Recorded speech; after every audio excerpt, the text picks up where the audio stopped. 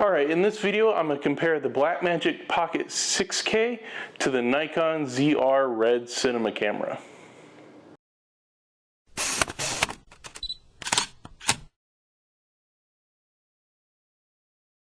Alright, for a while now, about 5 years, I've been shooting on the Blackmagic Pocket 6K, and I really haven't moved away from it to move to a digital SLR, just mainly because I love the look out of the Blackmagic.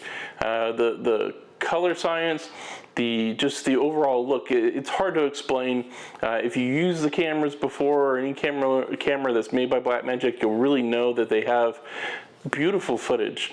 They have a lot of flexibility to use within DaVinci Resolve, using Blackmagic RAW, and the quality, like I said, it's been unmatched. So therefore, I haven't really found a reason to move. Although there's a lot of things that I don't like about that Blackmagic. And this is exactly what I mean. So this right here, this is my walking around kit. So as you can see, there's no V-mount battery on the back, just the internal battery that's inside. Now those get you about 30 to 40 minutes worth of recording. So you have to carry a lot of them around. And then that's a lot of extra accessories that you have to carry in your bag. And all that really starts to make me want to carry it less, or even use it less. And then it comes to the point where, well, what else is really out there that can give me the same kind of quality footage that this can? Now enter the conversation, the Nikon ZR. So as you can see, it's super small. By now you've already seen all the other review videos on it. I'm not going to bore you with all those little other details that you've already seen before. But this, compared to what I showed you earlier on the Blackmagic, now of course, you know, you got to add the lens, the handle, but the screen is, as everybody has said before, really fantastic. You don't really need to have a monitor. The battery life in it has been substantially better. I don't think I've really gone more than a battery, or maybe a battery and a half in a whole day's worth of shooting. So that's really great, because that means that's a lot less I have to actually carry in my bag.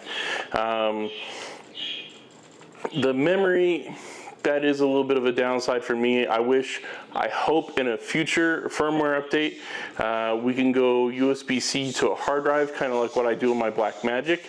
That would be fantastic. Alright, so here's what we're going to really compare. All things aside, you know, the way that you can hook them up, the way you can rig them up. I know people complain about the micro HDMI, all that stuff. All that aside, for me, the biggest thing I'm looking for is the quality of the footage. If this can produce the quality footage of the Blackmagic or better, then it's going to be a win for me. So recently I took both cameras out to our local wetlands park, and I walked around and I tried to shoot very similar shots, or as close as I could get to with both cameras. And so in this video, what I'm going to really do is that's what we're going to compare.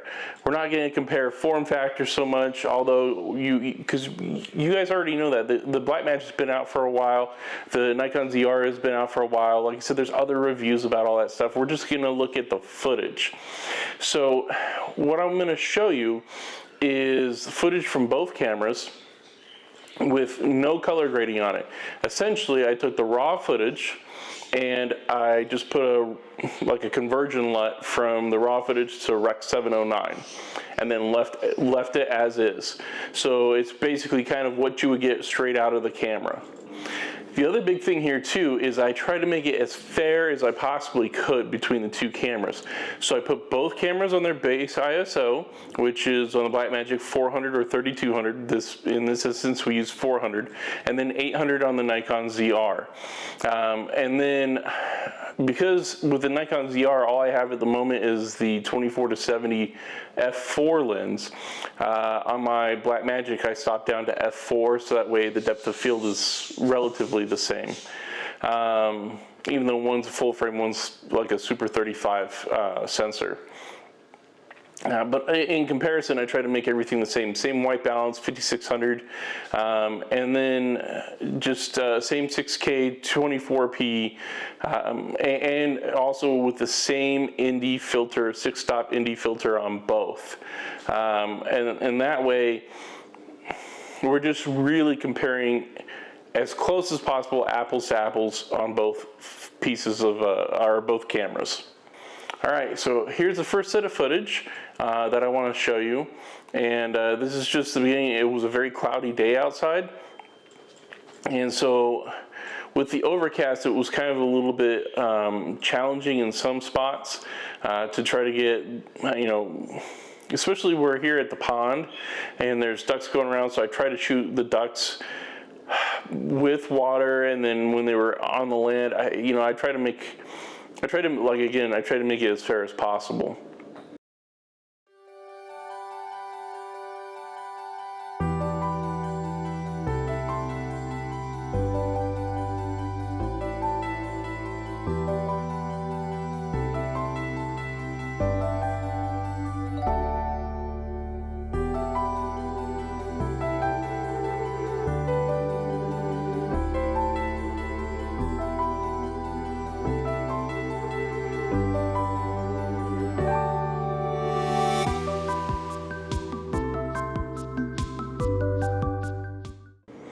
All right, in this next set, we moved across the pond to the other side where they have this bridge area. Now, on this bridge area, we actually, there's turtles that are in this pond. So I filmed turtles, this one turtle, and tried to get him where he was swimming on basically the surface or the top of the water. I think that footage came out kind of nice.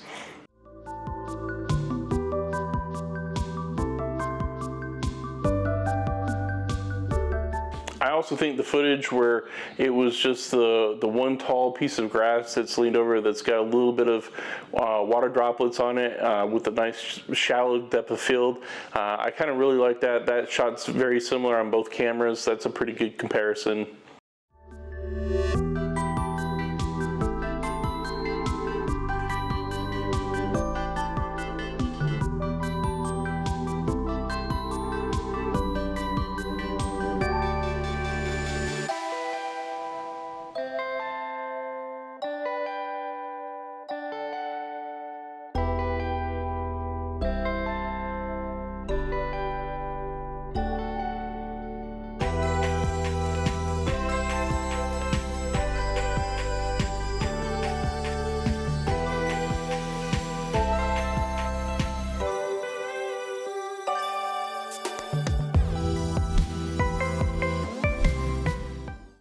Okay, so this next set of footage is actually in this grove area with these trees. Now, unfortunately, because of recent fires that they've had, this whole area doesn't look as nice as it once did years ago, and it's very unfortunate.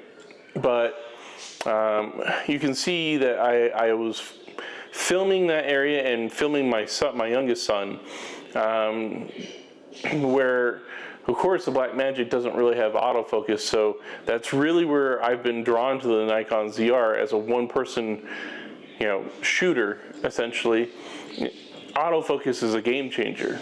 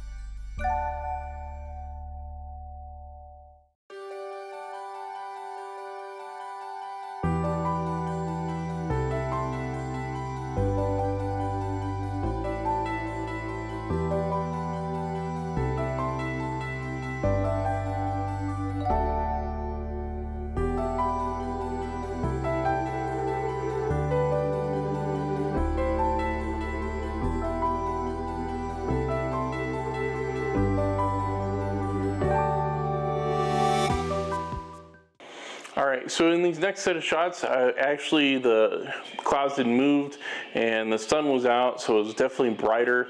So I wanted to see how both cameras can really handle like highlights, overexposure, how well they do in those situations. And just kind of like, because those are most of the conditions that I kind of shoot in, are those really out in the daylight kind of shooting situations, or it's the exact opposite and it's in the low light. So that's where I really need the flexibility of a camera to really be able to do both.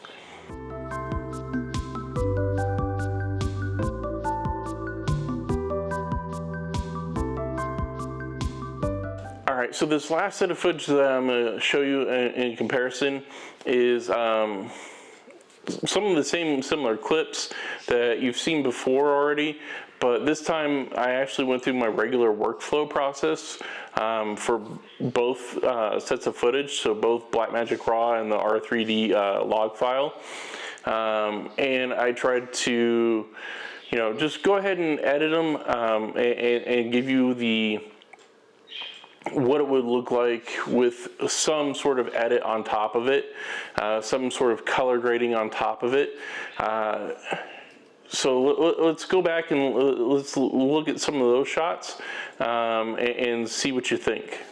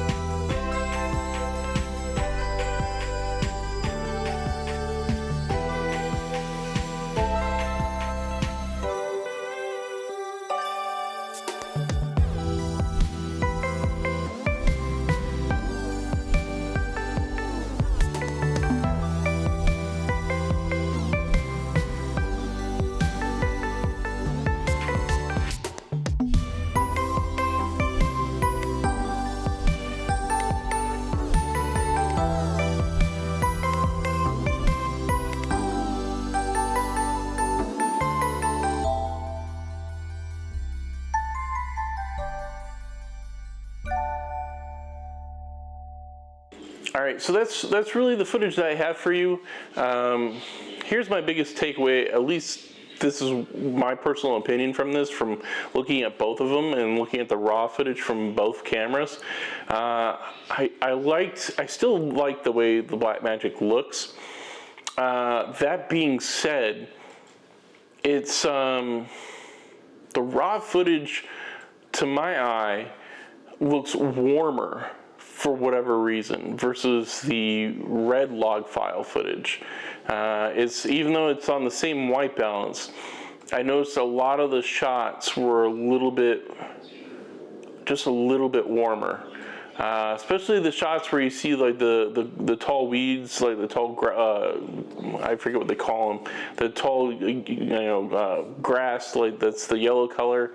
You can see that there is a difference in the color quality between them, because on the Nikon ZR, on the red footage, there's more color depth, I feel. There's just, you can see in the one footage where it's just the one cottontail, I think that's what they call them, kind of just waving there, like blowing in the wind. You don't really see the green bit of color that's behind it in the other, with the leaves that's mixed in, whereas on the red footage you kind of really see that. Here's my other takeaway too, is that, and I don't know if it's just some of the settings that I've got to play around with. Again, I've only had the Nikon ZR for, since it's been released, so I'm still kind of really learning the red color science because I've never had red before. But it's definitely more punchy, more contrasty. And I know on the camera itself, the built-in display shows like the LUT file already baked into it with medium contrast. So when I did the conversion LUT to the Rec 709, I actually picked the low contrast one. So all the footage that you saw that was just straight from RAW to Rec 709 was the Rec 709 with the low contrast LUT, not the medium like you would normally get when you see on the back of the camera. So again, I don't know where I'm kind of left with this, because on one hand I feel like the Blackmagic has this, again, why I've never moved away from it, has this like cinematic-ish like quality to the footage. But the red files off the Nikon ZR, the color quality, the color science, and really just kind of the sharpness that I get out of that versus what I get out of the Blackmagic, I guess it's just two different styles in a way. I don't know. Let me know what you think in the comments below. Which one seems more pleasing to you?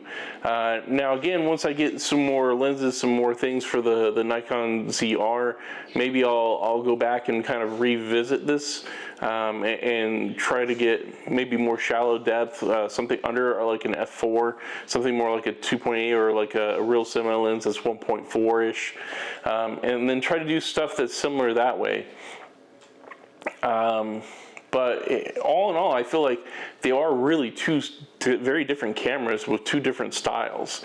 I really like the form factor of the Nikon ZR. I like that it fits on the gimbal a hell of a lot easier than the Blackmagic does. And I like that I absolutely love the fact that it's got autofocus. And for me, being a single person shooter, you know, that's, I can't tell you. I mean, if you are, then you know how much easier that's going to make your life, having a lens that does autofocus. And that's one less thing that you have to be worrying about and thinking about as you're shooting, giving you more control over framing your shot and telling your story through your camera, through your lens, you know, and through your footage, versus having to always worry about, oh, am I in focus, am I nailing it, you know, and just doing multiple things. So I think that's where the Nikon ZR is going to really win out for me. But again, you know, just let me know what you think in the comments, and I'd love to hear your opinions on this. Thanks for watching, and catch you in another video. Hey, thanks for watching this video.